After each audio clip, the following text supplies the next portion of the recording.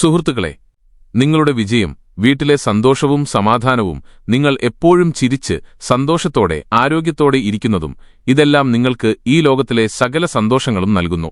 അതുകൂടാതെ നിങ്ങളെ ഈ ലോകത്തിലെ ഏറ്റവും സന്തോഷമുള്ള മനുഷ്യനാക്കി മാറ്റുകയും ചെയ്യും.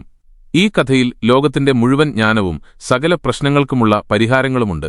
അതുകൊണ്ട് നിങ്ങൾ ഈ കഥ ഒരൊറ്റ വരി പോലും വിടാതെ അവസാനം വരെ തീർച്ചയായും കേൾക്കണം. പക്ഷേ അതിനു മുമ്പ് ഒരു ചെറിയ റിക്വസ്റ്റുണ്ട്. നിങ്ങൾക്ക് ഈ കഥകൾ ഇഷ്ടമായെങ്കിൽ എന്റെ ചാനലിൽ ബുദ്ധന്റെ വേറെയും നല്ല കഥകളുണ്ട്. ജീവിതം എങ്ങനെ ജീവിക്കണമെന്ന് അവ നിങ്ങളെ ശരിക്കും പഠിപ്പിക്കും. അവയും തീർച്ചയായും കേട്ടുനോക്കണം. പിന്നെ ഈ വീഡിയോ ലൈക്ക് ചെയ്യാനും ഷെയർ ചെയ്യാനും കമന്റ് ചെയ്യാനും മറക്കരുത്. വളരെക്കാലം മുൻപ് ഒരു ചെറിയ പട്ടണത്തിൽ വലിയൊരു ധനികൻ ജീവിച്ചിരുന്നു. ആ ധനികനായ വ്യാപാരിക്ക് ഒന്നിനും ഒരു കുറവുമില്ലാതെ എല്ലാം തികഞ്ഞൊരു ജീവിതമായിരുന്നു. സ്വന്തം ജീവിതത്തിൽ വലിയ നേട്ടങ്ങൾ അദ്ദേഹം കൈവരിച്ചിരുന്നു. അവൻ തന്റെ ജീവിതത്തിൽ നിരവധി വിജയങ്ങൾ നേടിയിരുന്നു. അവൻ ഏത് നഗരത്തിൽ വ്യാപാരം ചെയ്യാൻ പോയാലും അവിടെയെല്ലാം അവന് വിജയം ഉറപ്പായിരുന്നു. അവൻ തന്റെ ജീവിതത്തിൽ ഒരിക്കലും തോറ്റിരുന്നില്ല. അവന്റെ വ്യാപാരം വളരെ തകൃതിയായി നടന്നുകൊണ്ടിരുന്നു. അവന്റെ അച്ഛൻ അവന് 4 കാര്യങ്ങൾ പറഞ്ഞുകൊടുത്തിരുന്നു. അതവൻ കൃത്യമായി പാലിക്കുകയും പിന്തുടരുകയും ചെയ്തിരുന്നു. ആ കാര്യങ്ങൾ കാരണമാണ് അവന്റെ ജീവിതം വളരെ സന്തോഷകരമായിരുന്നത്. അവൻ ജീവിതത്തിന്റെ എല്ലാ മേഖലകളിലും വിജയിച്ചിരുന്നത്. ഇങ്ങനെ കുറേക്കാലം കടന്നുപോയി. ഇപ്പോൾ ആ ധനികനായ വ്യാപാരിക്ക് നല്ല പ്രായമായി. തന്റെ മരണം വളരെ അടുത്താണെന്നും എപ്പോൾ വേണമെങ്കിലും സംഭവിക്കാമെന്നും അയാൾക്ക് തോന്നിത്തുടങ്ങി. മകൻ വളരെ നിഷ്കളങ്കനാണെന്നും ലോകകാര്യങ്ങളെക്കുറിച്ച് അവന് മനസ്സിലായിട്ടില്ലെന്നും അയാൾക്കറിയാമായിരുന്നു. അതുകൊണ്ട് അയാൾ മകനെ അടുത്തു വിളിച്ചു പറഞ്ഞു, എന്റെ അച്ഛനിൽ നിന്ന് ഞാൻ 4 കാര്യങ്ങൾ പഠിച്ചിരുന്നു. ആ കാര്യങ്ങൾ ഞാൻ എന്റെ ജീവിതത്തിൽ പ്രാവർത്തികമാക്കിയിട്ടുണ്ട്. അവ പിന്തുടർന്നതുകൊണ്ടാണ് ഇന്ന് ഞാൻ ജീവിതത്തിൽ ഇത്രയും വിജയിച്ചതും സന്തോഷത്തോടെ ജീവിക്കുന്നതും. ആ കാര്യങ്ങൾ കാരണമാണ് ഇന്ന് ഞാൻ ഇത്രയും സന്തോഷവാനും സംതൃപ്തനും ധനവാനുമായത്. എനിക്ക് ഒരു രോഗവും ഉണ്ടായിട്ടില്ല. സമ്പത്തിന്റെ ഒരു കുറവും ഉണ്ടായിട്ടില്ല. ഈ നഗരത്തിലെ ഏറ്റവും വലിയ ധനികൻ ഞാനാണെന്ന് നിനക്ക് കാണാമല്ലോ. പക്ഷേ എന്നാൽ നീ എന്നേക്കാൾ മുന്നോട്ടു പോകണമെന്ന് ഞാൻ ആഗ്രഹിക്കുന്നു. നീ കൂടുതൽ പേരെടുക്കണം, കൂടുതൽ സമ്പാദിക്കണം. ആളുകൾ നിന്നെക്കുറിച്ചറിയണം, നിന്നെ തിരിച്ചറിയണം. കാരണം നമ്മുടെ കാലഘട്ടം മറ്റൊന്നായിരുന്നു. നിന്റെ വരാനിരിക്കുന്ന കാലം മറ്റൊന്നാണ്. ആ ധനികനായ വ്യാപാരി തന്റെ മകനെ കൂടുതൽ അടുത്തു വിളിച്ചു. അവനോട് പറഞ്ഞു, മകനെ, ഇന്ന് ഞാൻ നിനക്ക് ലോകത്തിലെ ഏറ്റവും പ്രധാനപ്പെട്ട 4 കാര്യങ്ങൾ പറയാൻ പോകുകയാണ്. നീ ഈ കാര്യങ്ങളെല്ലാം നിന്റെ ജീവിതത്തിൽ പ്രാവർത്തികമാക്കുകയും കൃത്യമായി പാലിക്കുകയും പിന്തുടരുകയും ചെയ്യുകയാണെങ്കിൽ നീയും നിന്റെ ജീവിതത്തിൽ വളരെ ധനികനായി മാറും. നിന്റെ ജീവിതം വളരെ സന്തോഷത്തോടെ ജീവിക്കും. ഈ കാര്യങ്ങൾ പിന്തുടരുകയാണെങ്കിൽ നമ്മുടെ വീട്ടിലോ കുടുംബത്തിലോ ഒരു ദുഃഖവും വരില്ല. നിന്റെ വ്യാപാരത്തിൽ ഒരു പ്രശ്നവും ഉണ്ടാകില്ല. ഇത്രയും പറഞ്ഞ് ധനികനായ വ്യാപാരി തന്റെ മകനോട് 4 കാര്യങ്ങൾ പറയാൻ തുടങ്ങി. മകനെ, ഏറ്റവും പ്രധാനപ്പെട്ട ആദ്യ കാര്യം ഇതാണ്: വെയിലുകൊള്ളാതെ പോകുക, വെയിലുകൊള്ളാതെ മടങ്ങിവരിക. രണ്ടാമതായി, നിന്റെ വീടിനു ചുറ്റും തുകൽ വേലി കെട്ടുക. മൂന്നാമത്തെ കാര്യം, എപ്പോഴും ഭക്ഷണം മധുരമുള്ളതാക്കി കഴിക്കുക. നാലാമത്തേത്, നിന്റെ ഭാര്യയെ എന്നും കെട്ടിയിടുക. ഇത്രയും പറഞ്ഞ് ധനികനായ വ്യാപാരി സന്തുഷ്ടനായി. തന്റെ മകൻ വളരെ നിഷ്കളങ്കനാണെന്നും അച്ഛന്റെ വാക്കുകൾ അവൻ അനുസരിക്കുമെന്നും ഈ 4 കാര്യങ്ങളും ജീവിതത്തിൽ പ്രാവർത്തികമാക്കുമെന്നും അയാൾക്കുറപ്പായിരുന്നു. ദിവസങ്ങൾ കടന്നുപോയി. മാസങ്ങൾ കഴിഞ്ഞപ്പോൾ ധനികനായ വ്യാപാരി മരണപ്പെട്ടു. പിതാവിന്റെ മരണശേഷം ആ 4 കാര്യങ്ങളും മറക്കാതിരിക്കാൻ മകൻ ഒരു കടലാസിൽ എഴുതിവെച്ചു. എന്നിട്ട് ആ വാക്കുകൾ ജീവിതത്തിൽ പകർത്തി അവയെ പിന്തുടരാൻ തുടങ്ങി. അച്ഛൻ പറഞ്ഞ ആദ്യത്തെ കാര്യം വെയിലുകൊള്ളാതെ പോകുക, വെയിലുകൊള്ളാതെ മടങ്ങിവരിക എന്നതായിരുന്നു. അതുകൊണ്ട് അവൻ തന്റെ വീട്ടിൽ നിന്ന് കടയിലേക്കുള്ള വഴി മുഴുവൻ ഒരു ടാർപോളിൻ ഷീറ്റ് കെട്ടി മറച്ചു. കാരണം അവൻ ഒരുപാട് പണമുണ്ടായിരുന്നു. ആരും അവനെ തടയാനുണ്ടായിരുന്നില്ല. ആരെങ്കിലും ചോദിക്കുമ്പോൾ എന്റെ അച്ഛൻ അങ്ങനെ ചെയ്യാൻ എന്നോട് പറഞ്ഞിട്ടുണ്ട് എന്ന് പറഞ്ഞു. അടുത്തതായി അവൻ അച്ഛന്റെ രണ്ടാമത്തെ നിർദ്ദേശം നടപ്പിലാക്കി. അവൻ തന്റെ വീടിനു ചുറ്റും തുകൽ കൊണ്ടുള്ള ഒരു വേലി കെട്ടി. ഇത് കണ്ടപ്പോൾ അയൽവാസികൾക്ക് ദേഷ്യം വന്നു. അവർ അവനുമായി വഴക്കിടാൻ വരെ മുതിർന്നു. പലരും ചോദിച്ചു, നീയെന്തിനാണിത് ചെയ്തത്? ഈ തുകലിൽ നിന്ന് ദുർഗന്ധം വരുന്നു. ഇത് ഞങ്ങൾക്ക് ബുദ്ധിമുട്ടുണ്ടാക്കുന്നു. ഇന്ന് തന്നെ ഇത് മാറ്റണം. പക്ഷെ ആർക്കും അവനെ ഒന്നും ചെയ്യാൻ കഴിഞ്ഞില്ല. കാരണം അവന് ഒരുപാട് പണമുണ്ടായിരുന്നതിനാൽ ആർക്കും അധികകാലം അവനെ എതിർക്കാൻ കഴിഞ്ഞില്ല. അവൻ അച്ഛന്റെ വാക്കുകൾ പൂർണ്ണ മനസ്സോടെ അനുസരിക്കാൻ ഉറച്ചിരുന്നു. അവന്റെ അച്ഛൻ അവനോട് മൂന്നാമത്തെ കാര്യമായി പറഞ്ഞിരുന്നത് ഭക്ഷണം എപ്പോഴും മധുരമുള്ളതാക്കി കഴിക്കുക എന്നതായിരുന്നു. അതുകൊണ്ട് അവൻ എല്ലാ ദിവസവും ഭാര്യയോട് മധുരമുള്ള പലഹാരങ്ങൾ ഉണ്ടാക്കാൻ പറയും. ചിലപ്പോൾ പായസം, ചിലപ്പോൾ ഹൽവ, ചിലപ്പോൾ മധുരപലഹാരങ്ങൾ. അവൻ എപ്പോഴും ഇതുതന്നെ കഴിച്ചുകൊണ്ടിരുന്നു. അച്ഛൻ അവനോട് 4ാമതായി പറഞ്ഞത് ഭാര്യയെ എപ്പോഴും കെട്ടിയിടുക എന്നതായിരുന്നു. അതുകൊണ്ട് അവൻ എല്ലാ ദിവസവും ഭാര്യയെ കയറുപയോഗിച്ച് കെട്ടിയിട്ടു. ഇങ്ങനെ പല ദിവസങ്ങളും കടന്നുപോയി. താമസിയാതെ ആ ധനികനായ വ്യാപാരിയുടെ മകന്റെ ജീവിതം പതിയെ നശിക്കാൻ തുടങ്ങി. കാരണം അവൻ തന്റെ പിതാവിന്റെ വാക്കുകൾക്ക് തെറ്റായ അർത്ഥം നൽകുകയും അതിനനുസരിച്ച് അവ പിന്തുടരുകയുമായിരുന്നു. നോക്കി നിൽക്കെ അവന്റെ വലിയ വ്യാപാരം തകർന്നു തുടങ്ങി. അവന്റെ കടയിലെ ഉപഭോക്താക്കളുടെ എണ്ണം കുറഞ്ഞു. കാരണം അവന് തോന്നുമ്പോൾ മാത്രമേ അവൻ കടയിൽ പോയിരുന്നുള്ളൂ, തോന്നുമ്പോൾ തിരികെ വീട്ടിലേക്ക് മടങ്ങുകയും ചെയ്തിരുന്നത്. അച്ഛന്റെ ഈ ബിസിനസ്സിൽ അവന് താൽപ്പര്യമില്ലായിരുന്നു. ഇതുമൂലം അവന്റെ എല്ലാ ഉപഭോക്താക്കളും അവനോട് ദേഷ്യത്തിലായി. അവന്റെ എല്ലാ ഉപഭോക്താക്കളും ഓരോന്നായി ആ കടയിൽ നിന്ന് അകന്നുപോയി. ഇതുകാരണം അവന്റെ മുഴുവൻ വ്യാപാരവും ഇപ്പോൾ പൂർണ്ണമായും തകർന്നു. അവന്റെ അച്ഛൻ സ്വന്തം ചോരനീരാക്കി വിയർപ്പുമുഴുക്കി കെട്ടിപ്പടുത്ത ആ വ്യാപാരം അവൻ ഏതാനും മാസങ്ങൾക്കുള്ളിൽ പൂർണ്ണമായി നശിപ്പിച്ചു. ഇപ്പോൾ അവന്റെ വ്യാപാരം വളരെ കുറഞ്ഞതുകൊണ്ട് അവൻ വളരെയധികം അസ്വസ്ഥനും ആശങ്കയിലുമായിരുന്നു. അതുകൂടാതെ വീടിനു ചുറ്റും കെട്ടിയ തുകൽവേലി കാരണം കടുത്ത ദുർഗന്ധം ചുറ്റും പടർന്നിരുന്നു. ഇതുകൊണ്ട് സമീപവാസികളെല്ലാവരും ആ വീടുപേക്ഷിച്ച് മറ്റെവിടെയെങ്കിലും താമസിക്കാൻ തുടങ്ങി. തുകലിന്റെ ദുർഗന്ധം കാരണം ഇപ്പോൾ അവന്റെ വീട്ടിൽ ആരും വരാതായി. അവന്റെ സുഹൃത്തുക്കളും ബന്ധുക്കളും പോലും ആ വീട്ടിൽ വരാൻ മടിച്ചു. പക്ഷേ എന്താണ് സംഭവിക്കുന്നതെന്ന് അപ്പോഴും അവന് മനസ്സിലായിരുന്നില്ല. അവൻ വളരെ അസ്വസ്ഥനായി തുടർന്നു. എപ്പോഴും മധുരമുള്ള ഭക്ഷണം കഴിച്ചിരുന്നത് കാരണം അവന്റെ ഭാരം ക്രമാതീതമായി വർദ്ധിച്ചു. ഈ അമിതവണ്ണം കാരണം അവന്റെ ശരീരത്തിൽ എത്രയെത്ര രോഗങ്ങൾ കൂടുകൂട്ടി. ദിവസവും വൈദ്യന്മാർ അവന്റെ വീട്ടിൽ വരാൻ തുടങ്ങി. ഇതുകാരണം അവന്റെ പണമെല്ലാം ഈ ചികിത്സകൾക്കായി പാഴായിക്കൊണ്ടിരുന്നു. അവൻ തന്റെ പിതാവിന്റെ 4ാമത്തെ വാക്കുമനുസരിച്ചിരുന്നു: ഭാര്യയെ എപ്പോഴും കെട്ടിയിടുക. ഇതുകാരണം അവന്റെ ഭാര്യ അവനോട് പിണങ്ങി സ്വന്തം വീട്ടിലേക്ക് മടങ്ങിപ്പോയി. അവൻ ഭാര്യയെ അനുനയിപ്പിക്കാൻ പല വഴികളും നോക്കി, പലതരത്തിലുള്ള ശ്രമങ്ങൾ നടത്തി. പക്ഷേ അവൾ വഴങ്ങിയില്ല. ഒരു കാരണവുമില്ലാതെ തന്നെ കെട്ടിയിടുന്ന ഒരു പുരുഷന്റെ കൂടെ ഏത് സ്ത്രീയാണ് ജീവിക്കാൻ ആഗ്രഹിക്കുക? നോക്കി നിൽക്കെ ആ വ്യാപാരിയുടെ മകന്റെ മുഴുവൻ ജീവിതവും തകർന്നു. ഇപ്പോൾ അവന് വ്യാപാരമില്ലായിരുന്നു, പണമില്ലായിരുന്നു, ഭാര്യയില്ലായിരുന്നു, പണത്തിനുവേണ്ടി ചുറ്റിപ്പറ്റി നിന്നിരുന്ന ബന്ധുക്കളില്ലായിരുന്നു. അതിനുമപ്പുറം അവന്റെ ആരോഗ്യം പോലും മോശമായിരുന്നു.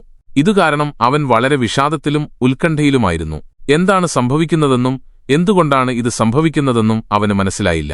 ഈ കാര്യങ്ങളെയോർത്ത് അവൻ വളരെ അസ്വസ്ഥനാവുകയും മനസ്സിൽ തന്റെ പിതാവിനെ കുറ്റപ്പെടുത്തുകയും ചെയ്തു. അവൻ പറഞ്ഞു: പിതാവേ, നിങ്ങൾ എന്റെ ജീവിതം പൂർണ്ണമായും നശിപ്പിച്ചു. നിങ്ങളുടെ ആ 4 വാക്കുകൾ കാരണം ഇന്ന് എന്റെ എല്ലാം നഷ്ടപ്പെട്ടിരിക്കുന്നു. എന്റെ വ്യാപാരമില്ല, സമ്പത്തില്ല, ബന്ധുക്കളില്ല, ഭാര്യയില്ല, എന്റെ ആരോഗ്യം പോലും എന്നെ ഉപേക്ഷിച്ചു. നിങ്ങൾ കാരണമാണ് ഇന്ന് എന്റെ ജീവിതം പൂർണ്ണമായും നകർന്നുപോയത്. ഞാൻ നിങ്ങളുടെ ആ 4 വാക്കുകൾ അനുസരിച്ചിരുന്നില്ലെങ്കിൽ, ഞാൻ അവ ജീവിതത്തിൽ പ്രാവർത്തികമാക്കിയിരുന്നില്ലെങ്കിൽ ഇന്ന് ഞാൻ സന്തോഷകരമായ ഒരു ജീവിതം നയിക്കുമായിരുന്നു. നിങ്ങളുടെ ഈ 4 വാക്കുകൾ പിന്തുടർന്നതുകൊണ്ട് എനിക്കെന്ത് കിട്ടി? ഒരു അനുസരണയുള്ള മകനെപ്പോലെ ഞാൻ നിങ്ങളുടെ എല്ലാ കാര്യങ്ങളും നന്നായി അനുസരിച്ചു, അവ വിശ്വസിച്ചു, പിന്തുടർന്നു. പക്ഷേ നിങ്ങളുടെ ആ വാക്കുകളിൽ കണ്ണടച്ച് വിശ്വസിച്ച ഞാൻ ഒരു വിഡ്ഢിയായിരുന്നു. ഇത്രയും പറഞ്ഞ് അവൻ പൊട്ടിക്കരയാൻ തുടങ്ങി. അപ്പോഴാണ് ഒരു ദിവസം അവൻ അറിയുന്നത്, അടുത്ത നഗരത്തിൽ ഒരു സാധു വന്നിട്ടുണ്ടെന്നും ആ സാധു എല്ലാ പ്രശ്നങ്ങൾക്കും പരിഹാരം കാണുമെന്നും. എന്ത് പ്രശ്നമായാലും അതിനൊരു പരിഹാരം അദ്ദേഹം തീർച്ചയായും കണ്ടെത്തുമെന്നും. ഇത് കേട്ടപ്പോൾ അവൻ വിചാരിച്ചു, ഒരു തവണ പോയി കാണാം, ഒരുപക്ഷെ എന്റെ പ്രശ്നത്തിനും ഒരു പരിഹാരം കിട്ടിയേക്കാം. ഈ പ്രതീക്ഷയോടെ അവൻ ആ സാധുവിന്റെ അടുത്തേക്ക് പുറപ്പെട്ടു. അവിടെ എത്തി അവൻ നേരെ സാധുവിന്റെ കാൽക്കൽ വീണു ഉറക്കെ കരയാൻ തുടങ്ങി. ഗുരുവേ, ഇപ്പോൾ അങ്ങ് മാത്രമേ എന്നെ രക്ഷിക്കാൻ കഴിയൂ. എന്റെ പിതാവ് എന്റെ ജീവിതം മുഴുവൻ നശിപ്പിച്ചു കളഞ്ഞു. ഇന്ന് എന്റെ ഈ അവസ്ഥയ്ക്കെല്ലാം കാരണം എന്റെ പിതാവാണ്. എന്റെ പിതാവ് എന്നോട് പറഞ്ഞതുപോലെ ഞാൻ ചെയ്തു. ഒരു നല്ല മകനെപ്പോലെ അദ്ദേഹത്തിന്റെ എല്ലാ വാക്കുകളും ഞാൻ അനുസരിച്ചു. എന്റെ എല്ലാ കടമകളും നിർവഹിച്ചു. പക്ഷേ നോക്കൂ, എന്റെ പിതാവ് എന്നോട് എന്തു ചെയ്തു? മരണകിടക്കയിൽ കിടക്കുമ്പോഴും അദ്ദേഹം എനിക്ക് തെറ്റായ കാര്യങ്ങൾ പഠിപ്പിച്ചു. അതിന്റെ ദൂഷ്യഫലങ്ങൾ ഞാനിന്ന് അനുഭവിക്കുകയാണ്. കാരണം അവരുടെ എല്ലാ വാക്കുകളും ഞാൻ ജീവിതത്തിൽ പകർത്തി പിന്തുടർന്നു. നോക്കൂ, എനിക്കിപ്പോൾ എന്ത് സംഭവിച്ചു? എന്റെ ജീവിതം പൂർണ്ണമായും നശിച്ചു. എന്റെ പിതാവ് എന്നോട് എന്തുകൊണ്ടാണ് ഇങ്ങനെ ചെയ്തതെന്ന് എനിക്കിതുവരെ മനസ്സിലായിട്ടില്ല. ഞാൻ അദ്ദേഹത്തോട് എന്തെങ്കിലും തെറ്റ് ചെയ്തിട്ടുണ്ടായിരുന്നോ? ഇത്രയും പറഞ്ഞ് അവൻ ആ സാധുവിന്റെ മുന്നിൽ പൊട്ടിക്കരയാൻ തുടങ്ങി. അപ്പോൾ ആ സാധു ആ വ്യാപാരിയുടെ മകനോട് പറഞ്ഞു: മകനെ, നിശബ്ദനാകൂ. ആദ്യം നിന്റെ കാര്യങ്ങൾ മുഴുവൻ എന്നോട് പറയൂ. നിനക്കെന്താണ് സംഭവിച്ചത്? നീ എന്തിനാണ് ഇങ്ങനെ കരയുന്നത്? നിന്റെ ഈ വിഷമത്തിന്റെ കാരണം എന്താണ്? സാധുവിന്റെ ഈ വാക്കുകൾ കേട്ട് വ്യാപാരിയുടെ മകൻ അച്ഛന്റെ മരണശേഷം എഴുതിവെച്ച ആ 4 കാര്യങ്ങൾ രേഖപ്പെടുത്തിയ കടലാസ് ആ സാധുവിന്റെ കയ്യിൽ വെച്ചുകൊടുത്തു. ആ സാധു ആ കടലാസ് വാങ്ങി വായിക്കാൻ തുടങ്ങി. അത് വായിച്ചതും അദ്ദേഹം ഉച്ചത്തിൽ ചിരിക്കാൻ തുടങ്ങി. എന്നിട്ട് ആ വ്യാപാരിയുടെ മകനോട് പറഞ്ഞു: നീ എത്ര വലിയ വിഡ്ഢിയാണ്! നിന്റെ പിതാവ് നിനക്ക് ലോകത്തിലെ മുഴുവൻ അറിവും നൽകി. പക്ഷേ നിനക്കത് മനസ്സിലായില്ല. നിനക്കത് ശരിയായ രീതിയിൽ പ്രാവർത്തികമാക്കാൻ കഴിഞ്ഞില്ല. എന്നിട്ടും നീ പറയുന്നു നിന്റെ പിതാവ് നിനക്ക് തെറ്റായ വഴി കാണിച്ചെന്ന്, തെറ്റായ സന്ദേശം നൽകിയെന്ന്. നിന്റെ പിതാവ് നിന്നെ പരീക്ഷിക്കുകയായിരുന്നു, അവരുടെ വാക്കുകളുടെ ആഴം നിനക്കെത്രത്തോളം മനസ്സിലാക്കാൻ കഴിയുന്നുണ്ടെന്ന് അറിയാൻ. അവരുടെ വാക്കുകളുടെ യഥാർത്ഥ അർത്ഥം ഗ്രഹിക്കാൻ നിനക്ക് സാധിക്കുന്നുണ്ടോ ഇല്ലയോ എന്നതായിരുന്നു ആ പരീക്ഷണം. അവർക്ക് വേണമെങ്കിൽ അതിന്റെ അർത്ഥം നിനക്ക് നന്നായി പറഞ്ഞു തരാമായിരുന്നു. പക്ഷേ അവർ ആഗ്രഹിച്ചത് ഈ കാര്യങ്ങളുടെ അർത്ഥം നീ സ്വയം അറിയണം, സ്വയം മനസ്സിലാക്കണം എന്നായിരുന്നു. എന്നാൽ ഇപ്പോൾ തോന്നുന്നത് നിന്റെ ബുദ്ധി പൂർണ്ണമായും നശിച്ചതുപോലെയാണ്. ലോകത്തിലെ ഇത്രയും വലിയ അറിവ് കയ്യിലുള്ള ഒരുത്തൻ എങ്ങനെയാണ് ഇത്രയും വലിയ മണ്ടത്തരം കാണിക്കുന്നത്? ഞാൻ ഇന്നുവരെ കണ്ടിട്ടില്ല. നിനക്ക് ഒരു അറിവുമില്ല, നീ ഒരറിവും നേടിയിട്ടില്ല. നീ ഈ കാര്യങ്ങളുടെ ശരിയായ അർത്ഥം മനസ്സിലാക്കിയിരുന്നെങ്കിൽ നീയും നിന്റെ പിതാവിനെപ്പോലെ ജീവിതത്തിൽ വിജയിക്കുകയും സന്തോഷിക്കുകയും നിന്റെ ജീവിതം സന്തോഷത്തോടെ മുന്നോട്ടു പോകുകയും ചെയ്യുമായിരുന്നു. എന്നാൽ നീ നിന്റെ പിതാവിന്റെ വാക്കുകൾക്ക് തെറ്റായ അർത്ഥം നൽകി. ആ കാര്യങ്ങളുടെ അർത്ഥത്തെക്കുറിച്ച് നീ ചിന്തിക്കുക പോലും ചെയ്തില്ല. അദ്ദേഹം പറഞ്ഞതുപോലെ നീ ചെയ്യാൻ തുടങ്ങി. ആ കാര്യങ്ങളുടെ അർത്ഥം നിനക്ക് മനസ്സിലാകുന്നില്ലായിരുന്നെങ്കിൽ നിനക്ക് ഏതെങ്കിലും ഒരു ജ്ഞാനിയെ കാണാമായിരുന്നു. നിനക്ക് അവരിൽ നിന്ന് ആ കാര്യത്തിന്റെ അർത്ഥം മനസ്സിലാക്കാമായിരുന്നു. ഇതിനർത്ഥം അതായിരുന്നില്ലല്ലേ? ധനികനായ വ്യാപാരിയുടെ മകൻ ചോദിച്ചു, ഗുരുവര്യരെ, നിങ്ങളെന്താ പറയുന്നത്? എന്റെ അച്ഛന്റെ വാക്കുകൾ ഞാൻ ശരിയായി മനസ്സിലാക്കിയില്ലെന്നോ? അങ്ങനെയെങ്കിൽ ഇതിലെന്താ മനസ്സിലാക്കാനില്ലാത്തത്? അദ്ദേഹം എല്ലാം കൃത്യമായി പറഞ്ഞിരുന്നല്ലോ. ഞാൻ അതനുസരിച്ച് ജീവിതത്തിൽ ചെയ്തു. എന്നിട്ട് എവിടെയാ എനിക്ക് തെറ്റുപറ്റിയത്? ഇത് കേട്ട് ഗുരു വീണ്ടും പുഞ്ചിരിച്ചു. അദ്ദേഹം ആ വ്യാപാരിയുടെ മകനോട് പറഞ്ഞു, മകനെ, ഈ വാക്കുകൾക്ക് പിന്നിൽ ആഴത്തിലുള്ളൊരർത്ഥമുണ്ട്. അത് നിനക്ക് മനസ്സിലായില്ല. അതുകൊണ്ടാ നീ ഈ മണ്ടത്തരം കാണിച്ചത്, നിന്റെ ജീവിതം മുഴുവൻ നശിപ്പിച്ചതും. പക്ഷേ ഒന്നും കഴിഞ്ഞിട്ടില്ല. നിനക്കിപ്പോഴും ഒരുപാട് സമയമുണ്ട്. നീ വിചാരിക്കുകയാണെങ്കിൽ ഇപ്പോൾ മുതൽ കഠിനാധ്വാനം ചെയ്താൽ നിനക്കാ സന്തോഷവും സമൃദ്ധിയുമെല്ലാം ജീവിതത്തിൽ വീണ്ടും തിരികെ നേടാൻ കഴിയും. ഇതുകേട്ട് വ്യാപാരിയുടെ മകൻ പറഞ്ഞു, ശരിയാണ്.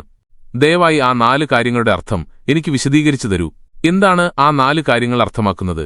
ഇതുകേട്ട് സാധു ആ വ്യാപാരിയുടെ മകനോട് പറഞ്ഞു, നിന്റെ പിതാവ് നിന്നോട് പറഞ്ഞത് വെയിലുകൊള്ളാതെ ജോലിക്ക് പോകുക, വെയിലുകൊള്ളാതെ മടങ്ങിവരിക എന്നാണ്.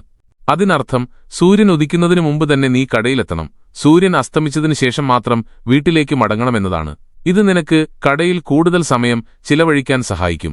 നിനക്ക് ആ ജോലി നന്നായി മനസ്സിലാക്കാനും അത് നന്നായി ചെയ്യാനും കഴിയും. നിന്റെ ജോലി വളർത്തുന്നതിനായി നിനക്ക് ബുദ്ധി ഉപയോഗിക്കാൻ സാധിക്കും.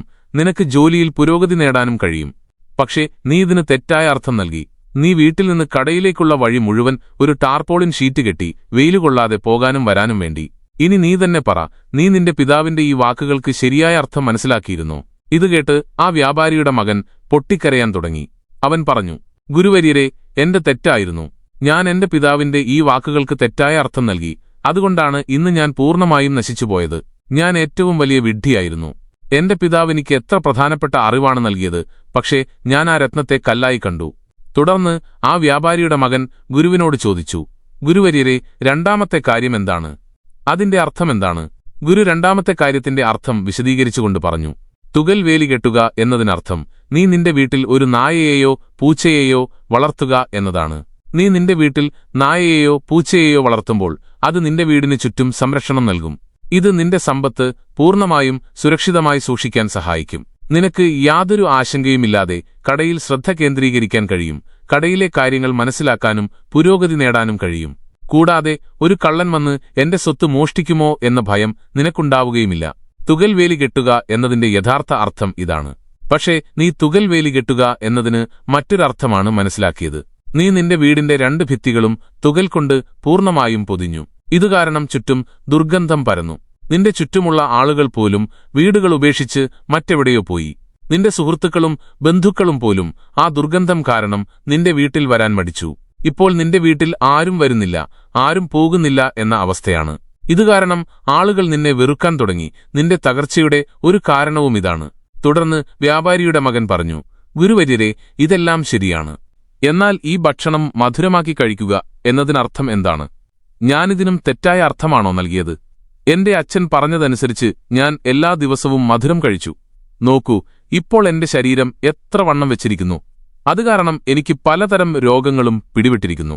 ഞാനിതിനെയും തെറ്റായിട്ടാണോ മനസ്സിലാക്കിയത്? ഇതുകേട്ട് ആ സാധു വ്യാപാരിയുടെ മകനോട് പറഞ്ഞു, അതെ, നീ ഈ കാര്യത്തിനും തെറ്റായ അർത്ഥമാണ് നൽകിയത്.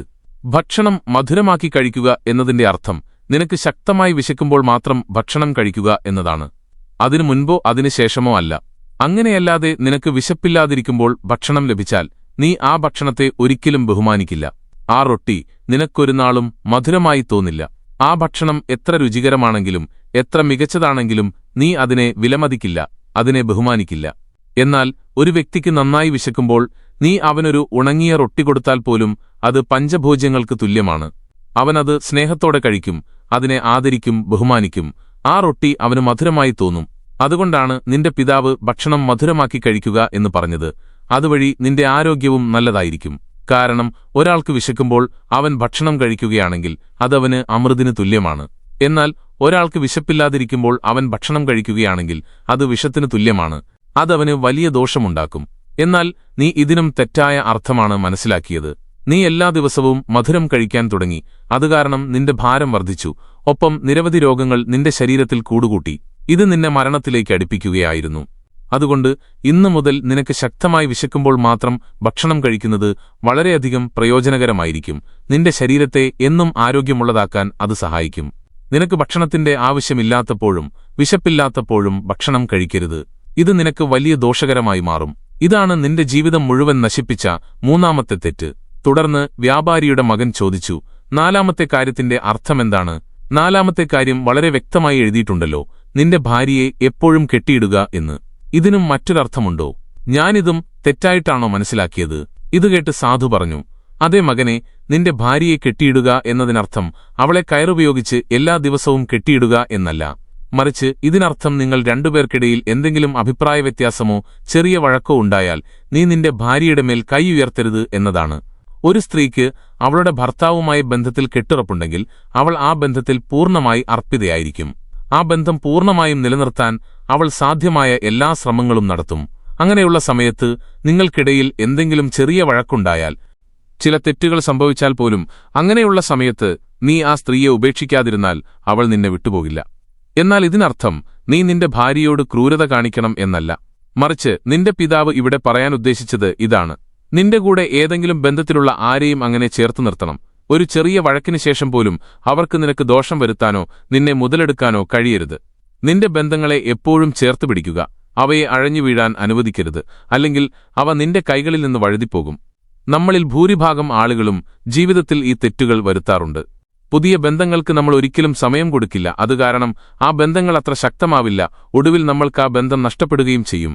ഈ തെറ്റാണ് നീയും ചെയ്തത്.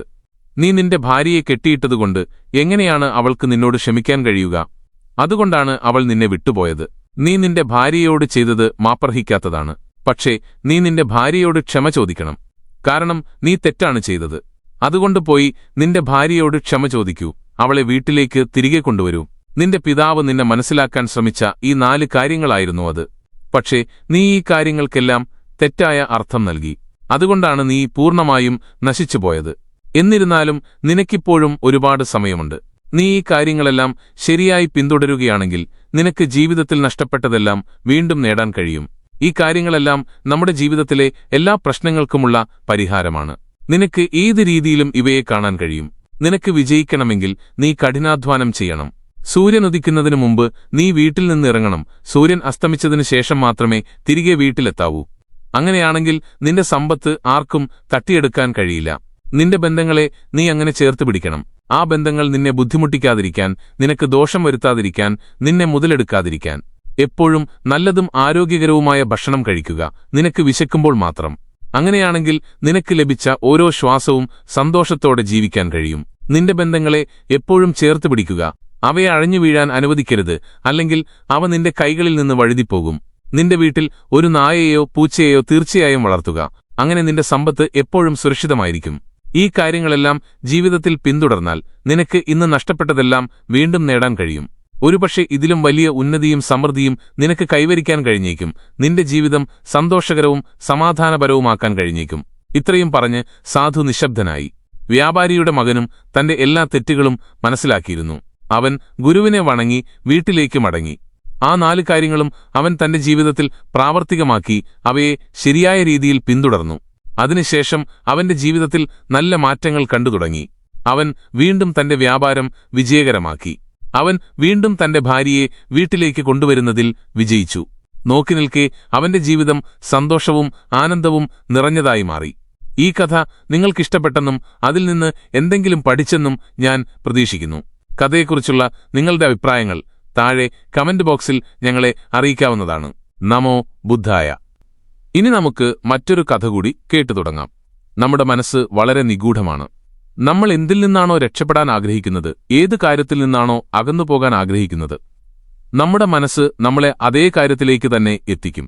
ഈ കഥയിലൂടെ നമ്മുടെ മനസ്സ് എങ്ങനെയാണ് നമ്മളെ സ്വാധീനിക്കുന്നതെന്നും അതിനെ എങ്ങനെ വരുതിയിലാക്കാമെന്നും നമുക്ക് മനസ്സിലാക്കാം. പണ്ടൊരിക്കൽ ഒരു സന്യാസി കുതിരപ്പുറത്ത് ഒരു ഗ്രാമത്തിലൂടെ സഞ്ചരിക്കുകയായിരുന്നു. വേനൽക്കാലമായതുകൊണ്ട് ആ ഗ്രാമത്തിലെ ഒരു സ്ത്രീ വീടിന് പുറത്തുനിന്ന് ഒരു കുടത്തിൽ വെള്ളമെടുക്കാൻ വന്നിരുന്നു. അവൾ വെള്ളം നിറച്ച് അവളുടെ വഴിക്ക് പോകുമ്പോൾ സന്യാസി അവളുടെ അരികിലൂടെ കടന്നുപോയി. ഉച്ചസമയമായതുകൊണ്ട് സന്യാസിക്ക് നന്നായി ദാഹിച്ചിരുന്നു. അയാൾ ആ സ്ത്രീയോട് ചോദിച്ചു, ഒന്ന് വെള്ളം തരുമോ? എനിക്ക് ഒരുപാട് ദൂരം പോകാനുണ്ട്. വഴിയിൽ ഒരുപക്ഷെ വെള്ളം കിട്ടില്ല. നിങ്ങൾ എനിക്ക് വെള്ളം തരികയാണെങ്കിൽ അത് വലിയ ഉപകാരമായിരിക്കും. ഇത് കേട്ട് ആ സ്ത്രീ സന്യാസിക്ക് വെള്ളം കൊടുത്തു. വെള്ളം കുടിച്ച ശേഷം സന്യാസി യാത്ര തുടർന്നു. അപ്പോൾ അയാൾക്ക് ഒരു ചിന്ത വന്നു, ഈ സ്ത്രീയെ സഹായിച്ചാലോ? ഇത് ആലോചിച്ച് അയാൾ ആ സ്ത്രീയോട് ചോദിച്ചു, ഞാൻ ഈ ഗ്രാമത്തിലേക്കാണ് പോകുന്നത്. നിങ്ങൾക്കും അതേ ഗ്രാമത്തിലേക്കാണ് പോകേണ്ടതെങ്കിൽ ഞാൻ നിങ്ങളെ കൊണ്ടുപോകാം. നല്ല ചൂടാണ്, നിങ്ങൾക്ക് വിയർക്കുന്നുമുണ്ട്. നിങ്ങൾ എനിക്ക് വെള്ളം തന്നു, എന്റെ ദാഹം മാറ്റി. അതിനു പകരമായി എനിക്കും നിങ്ങളെ സഹായിക്കാൻ കഴിയും. നിങ്ങൾ എന്റെ കുതിരപ്പുറത്ത് കയറിക്കോളൂ, ഞാൻ നിങ്ങളെ ഗ്രാമം വരെ കൊണ്ടുവിടാം. ഇത് കേട്ട് ആ സ്ത്രീയും ആലോചിച്ചു, ഗ്രാമം വളരെ ദൂരെയാണ്, ഈ മനുഷ്യന്റെ സഹായം സ്വീകരിച്ചാലോ? ഇത് ആലോചിച്ച് അവൾ ആ സന്യാസിയോടൊപ്പം കുതിരപ്പുറത്ത് കയറി. ഇവിടെ ശ്രദ്ധിക്കേണ്ട ഒരു കാര്യമുണ്ട്. ആ സന്യാസി ഒരു ബ്രഹ്മചാരിയായിരുന്നു. അതുവരെ ഒരു സ്ത്രീയെയും അയാൾ കണ്ണെടുത്ത് നോക്കിയിട്ടുണ്ടായിരുന്നില്ല. എന്നാൽ ആ സ്ത്രീ കുതിരപ്പുറത്ത് കയറിയപ്പോൾ അയാളുടെ മനസ്സ് അതിന്റെ തനിനിറം കാണിച്ചു തുടങ്ങി. അയാളുടെ മനസ്സിൽ പലതരം ചിന്തകൾ വരാൻ തുടങ്ങി. അയാൾ ആ സ്ത്രീയുടെ പിന്നിലിരിക്കുകയായിരുന്നു. കുതിര പതിയെ ഗ്രാമത്തിലേക്ക് നീങ്ങിക്കൊണ്ടിരുന്നു. കുതിര മുന്നോട്ടു പോകുന്തോറും കുലുങ്ങുന്നത് കാരണം അയാൾ ആ സ്ത്രീയോട് കൂടുതൽ അടുത്ത് ചേർന്നിരുന്നു.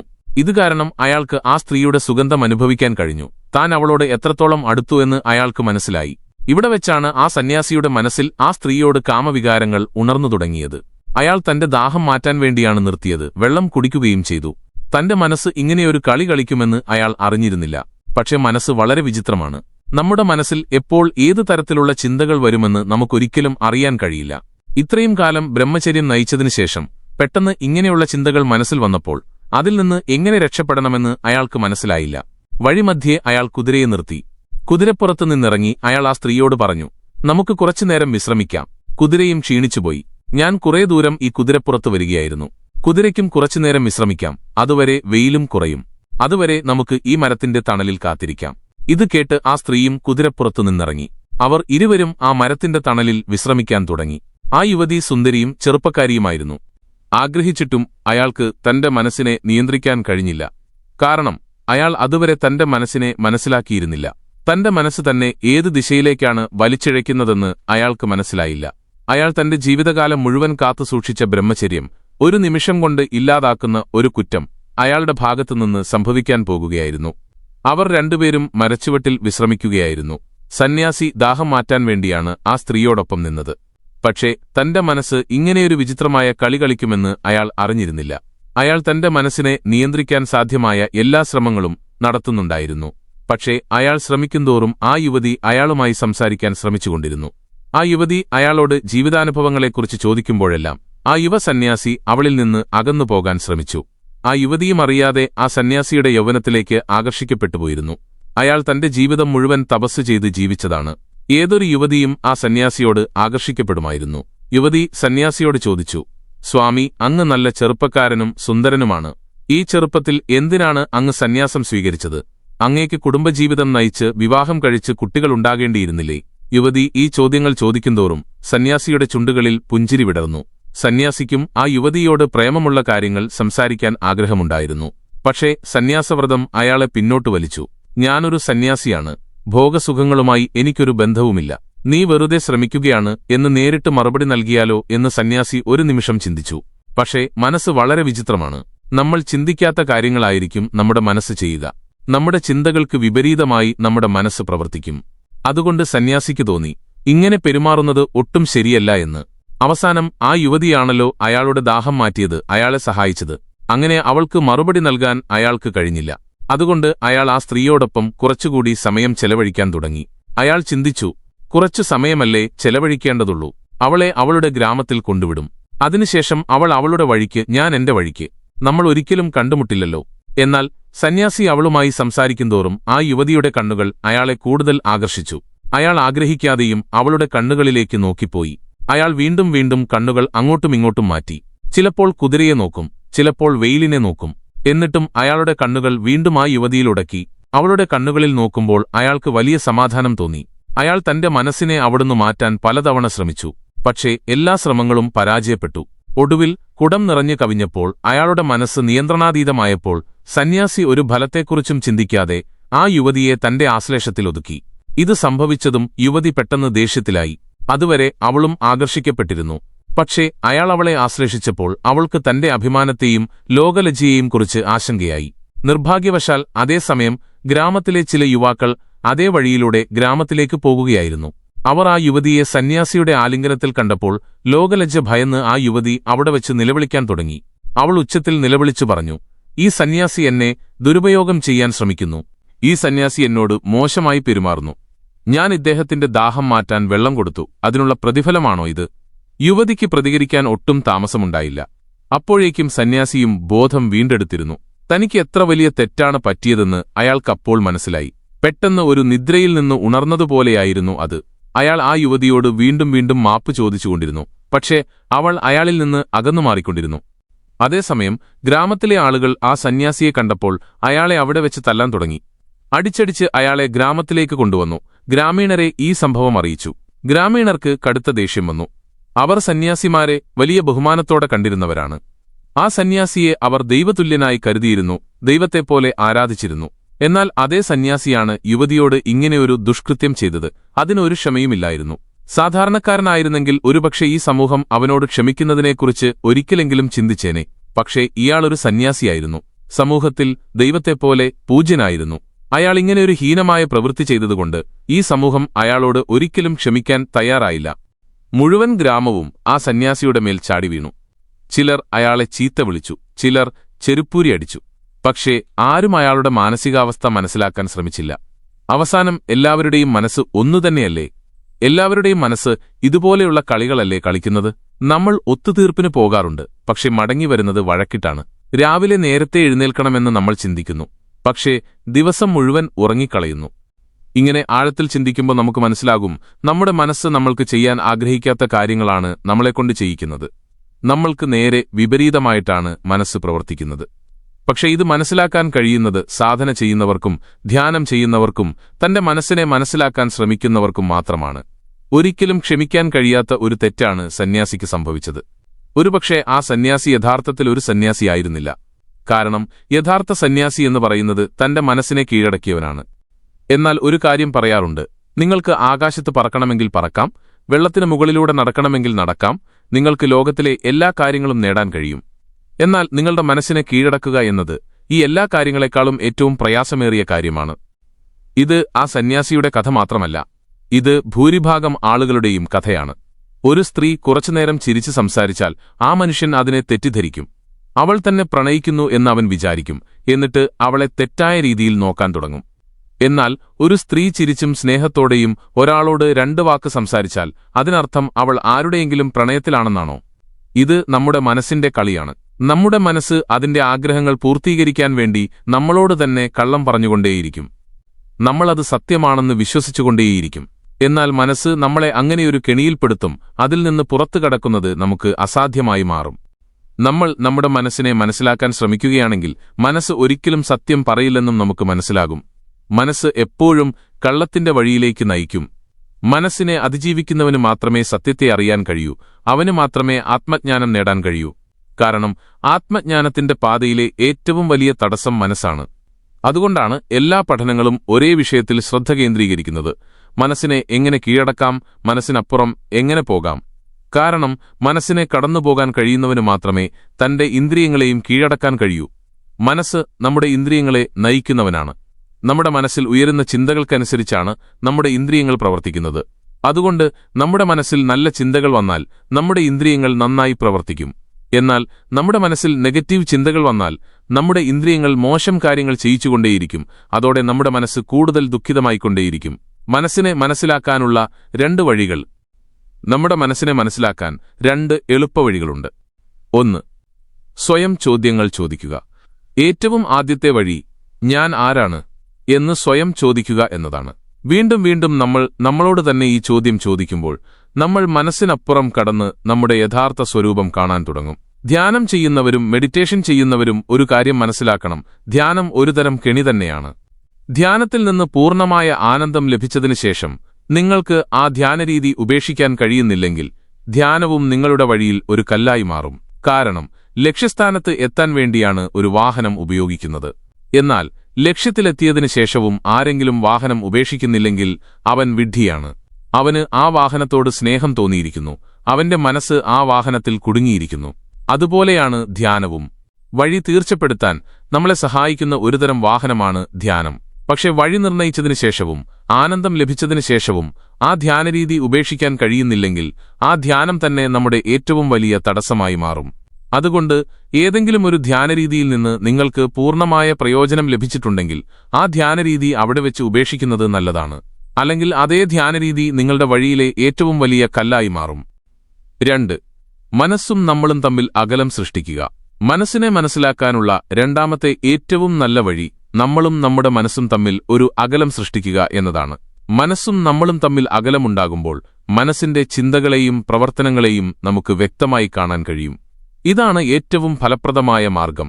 നമ്മുടെ മനസ്സിന്റെ ചിന്തകളെയും പ്രവർത്തനങ്ങളെയും വ്യക്തമായി കാണാൻ കഴിയുമ്പോൾ നമ്മൾ ശരീരമല്ല, മനസ്സല്ല, നമ്മൾ ശരീരത്തിനും മനസ്സിനും അപ്പുറമാണെന്നും നമുക്ക് മനസ്സിലാകും. എന്നാൽ ഇതനുഭവിക്കാൻ കഴിയുന്നത് മനസ്സിന്റെ ചിന്തകളെ ഒരു സാക്ഷിയായി നിരീക്ഷിക്കുമ്പോൾ മാത്രമാണ്. സാക്ഷിഭാവത്തിലുള്ള സാധനയെന്നാൽ മൗനമായി, തീർത്തും നിശബ്ദനായി മനസ്സിന്റെ ചിന്തകളെ നിരീക്ഷിക്കുക എന്നതാണ്. അതിനെക്കുറിച്ച് ഒന്നും ചിന്തിക്കാതിരിക്കുക, ഒന്നും ചെയ്യാതിരിക്കുക, ആ ചിന്തകളെ അകറ്റാൻ ശ്രമിക്കാതിരിക്കുക, അവയിൽ പങ്കുചേരാതിരിക്കുക, അവയെ ദൂരെ നിന്ന് നോക്കിക്കാണുക മാത്രം ചെയ്യുക. ഇങ്ങനെ നോക്കിക്കാണുന്നതിലൂടെ നമ്മൾ മനസ്സിനപ്പുറം കടന്നുപോകുന്നത് കാണാൻ കഴിയും. മനസ്സിനപ്പുറം പോകണമെങ്കിൽ നമ്മൾ മനസ്സിന്റെയും അതിലെ ചിന്തകളുടെയും പ്രവർത്തനങ്ങളുടെയും സാക്ഷിയാകണം. അങ്ങനെ സംഭവിച്ചാൽ മനസ്സിനപ്പുറമുള്ള അവസ്ഥ നമുക്ക് നേടാൻ കഴിയും. അതുവഴി ആത്മജ്ഞാനത്തിന്റെ വഴികൾ തുറക്കും. അപ്പോൾ സുഹൃത്തുക്കളെ, ഈ കഥ നിങ്ങൾക്ക് എങ്ങനെ തോന്നി? കമന്റുകളിൽ തീർച്ചയായും അറിയിക്കുക. വീഡിയോ ഇഷ്ടമായെങ്കിൽ ചാനൽ സബ്സ്ക്രൈബ് ചെയ്യാനും വീഡിയോ ലൈക്ക് ചെയ്യാനും ഷെയർ ചെയ്യാനും കമന്റ് ചെയ്യാനും മറക്കരുത്.